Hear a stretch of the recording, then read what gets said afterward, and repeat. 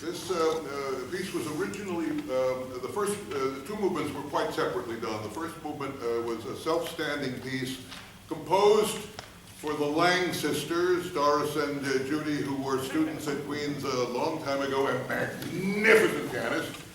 And it wasn't finished in time. They graduated. So held on to the piece until another very fine duo piano team showed up, Suzanne Notar and Josephine Parascondolo, and they played it.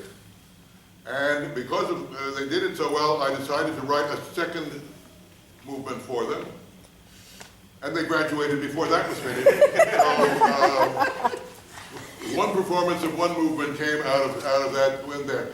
Since that, the complete sonata has been done on two previous occasions. Once I played it with Pamela Ross, who some of you may remember, and once with Leonard before. I wrote it when I was crazy enough to think my fingers would last forever. They didn't, but we'll do the best we can. It's included in the program in part because it's of a very similar style to the second string quartet, which is on the CD. This last piece will not be on the CD, but this similar. And Leonard wanted me to tell you a little bit about that. As a youngster, I fell in love with classical music, not of the modern kind. And at about the time I entered college, I came under great pressure from teachers all over, modernize, become a modern composer, or die, or give up.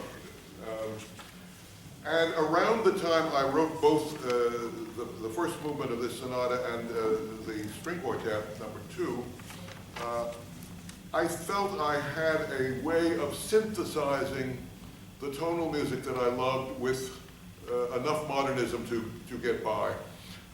Essentially what it amounted to was taking a triad and adding a dissonant note, a semitone away from one of its members, not just melodically but harmonically, and not just some of the time but all the time. So that semitone became a part of a formative tetrad, which, however, because it tended to include usable triads, enabled me to write completely tonal music. And yet there was the kind of thing which a later critic loved to praise as, not in my music, but in other music, spikiness. It had a certain spikiness. Later on, I gave up any effort to synthesize with modernism. I came to intellectual conclusion that modernism was a way of abandoning Enlightenment ideas in music instead of expanding them. And I am as anti-modernist as anybody I know. But at that time, I thought it could work. And maybe it does. Coming back to this music after being away from it a long time, I'm discovering I like it more than I thought I did. Hope you do too. The first movement is a sonata form in G major.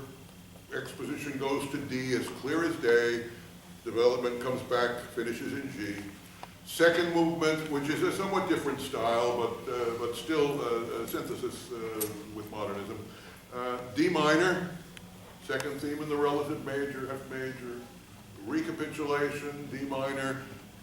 For a moment you think the second theme's going to be in B flat.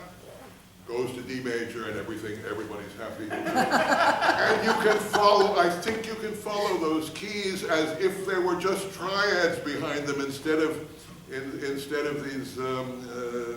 tetrads. Well, you'll hear them. Spikes. Anyway, that's the story. The tetrad, basically, the principle was you take the octave and you divide it in units of 5 semitones, that's a fourth, 4 semitones, that's a major third, 2 semitones, major second, 1 semitone, minor second.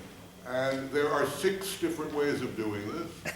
In 2 of them there are major triads, in 2 of them there are minor triads, and the other 2 superintended fourths, like C, F, B flat. So very tonal basis, but always a semitone. That's the first movement. Yeah, okay, you'll hear it.